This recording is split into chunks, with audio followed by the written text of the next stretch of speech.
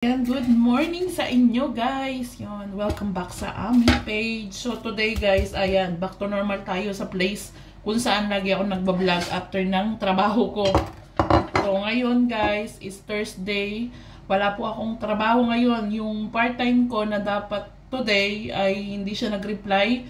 Kahapon, nagpapakonfirm ako kung matutuloy ba yung trabaho ko sa kanila. Linis kasi yun guys, 5 oras.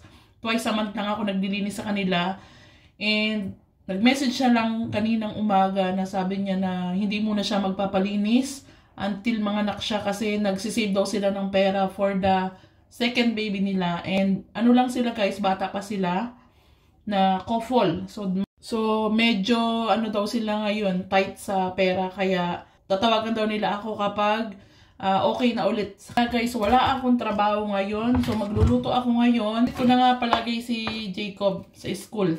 So, diba guys, naalala nyo nung nag-post ako na tinatanong nung mga iba kong followers kung may nakukuha daw bang support sa government yung anak ko and bakit. Diba shinare ko sa inyo na hindi ako yung nakaka-receive ng pera na yon, kundi yung asawa ko. So, ito po guys, bali, ang dami ko nabasa na advice na dapat pumunta ako sa municipal kung saan sila yung nagbibigay ng pera. Bali, ang ginawa ko po is after nung pagkalabas sa hospital nung bunso ko na si Daniel, kinausap ko po yung asawa ko about that. Kasi ayoko pong basta gumawa ng hakbang na parang ibabypass ko siya. So, kailangan ko siyang kausapin ng maayos na proseso ba. So, hindi lagi yung kailangang magbangayan kami or mag-away kami. So, yun guys na explain ko sa kanya na total, meron naman na akong sariling bank account. To guys, na baka pwede yung pera ng mga bata na galing na support ng government ay baka pwedeng sa bangko ko ilagay. Kasi alam niyang, kasi diba sabi ko sa inyo na may utang yung asawa ko sa bangko. Bali guys, yung utang na yun guys, nung asawa ko is last year lang yun guys. Last year lang po kasi diba na-aksidente siya, tapos wala kaming source of income. So, pinayagan siya ng bangkong mag-loan. So, yun guys, yun nga, balik tayo, no? Nakausap ko nga po yung asawa ko and ang unang tanong niya sa akin, bakit? Bakit? So, sabi ko, kasi nga total, di ba may utang ka, para yung pera ng mga bata is hindi man nagagalaw. So, kung ako man ay kailangan ko, kapos ako, so doon ko lang gagalawin yung pera ng bata, bili ng mga kailangan nila. So, kung meron naman ako dahil nagpa-part-time ako at may income naman ako, kung hindi ako short, hindi ko siya gagalawin. Isisave ko yung pera ng bata para sa future nila. Guys, yung explain ko sa kanya. So, ang sabi naman niya sa akin, wala namang problema. Ililipat ko sa iyo yung ano na yan, kailangan ko lang daw ibigay sa kanya yung I-band, or yung resident ID ko dito, na para ibigay doon sa municipal. So, sa akin na mapupunta yung pera nung mga bata, yung support. So, di ba, kailangan lang ng communication na maayos, guys. Hindi kailangan yung bigla-biglang desisyon. So, sana naintindihan nyo ako.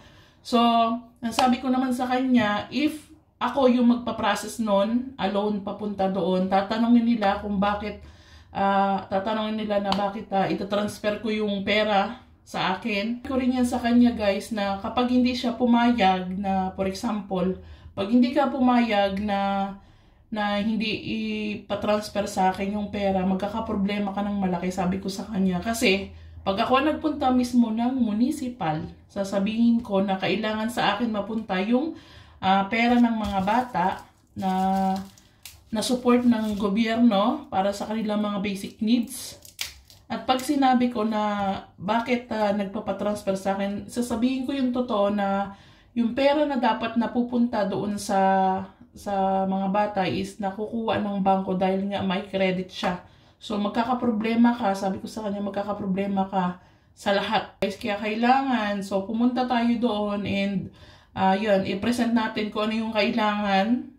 And then, para sa akin mapunta, para walang gulo ba? Wala nang mahanap na butas o ganyan-ganyan. Kaintindihan naman kami. Nagkaano naman kami ng pag-uusap about dyan. Bali guys, yung next na support ng government na ibibigay sa mga bata this January is sa akin na mapupunta sa bangko ko. And take note guys, hindi po malaki yung pera na yun guys. Maliit lang po yun. na galing sa gobyerno. Pero kahit maliit man po guys, malaking tulong na yun malaking tulong po yun sa amin para sa mga bata. Importante talaga guys ng communication sa isang pamilya. Hindi lagi tayong basta magdidesisyon na bigla-bigla ba. Kailangan lagi nating isipin yung mga consequences para hindi na madagdagan yung problema. Decide na rin siya na sabi niya sa akin na sige, i-transfer na natin dyan. Total may bank account ka na para yon hindi na sa kanya mapunta yung pera ng mga bata at hindi rin madidak ng bangko. Sa naman guys, yung pera ng mga bata is hindi naman lahat talaga napupunta doon sa pangbayad sa bangko ng asawa ko. Kasi minsan, ang ginagawa ng asawa ko, pag alam mo talagang walang-wala talaga kami na kailangan ng mga bata, ang ginagawa niya, inuunahan niya agad ng withdraw before magkaltas yung bangko. Ganun po. Pero minsan talaga, as in pagpasok ng pera, kinakaltas agad ng bangko. Mautak yung bangko eh. Kinakaltas agad talaga para, para hindi na ma-withdraw ng asawa ko. Pero guys, moral lesson. So, kailangan lang talaga natin ng communication. At kailangan, kung madadaan naman sa maayos na usapan, idaan. Kung hindi talaga, so doon tayo sa plan B. So guys, hanggang dito na lang ang aking video and sana nag-enjoy kayo and may natutunan kayo dito sa video kong to. And guys, sa mga bago kong follower dyan guys, yun, itong page ko, itong mga video ko guys is mga totoong buhay ko dito sa Romania. Nga po guys, May Diary is diary ng buhay ko dito. And yun, hopefully guys, nag-enjoy kayo sa mga videos ko. May napulot kayong aral. Thank you for watching and don't forget to follow my page, May Diary, and also my YouTube channel, May Diary. Yan, don't forget to like, subscribe, follow, and share this video kung gusto niyo lang po. Bye guys!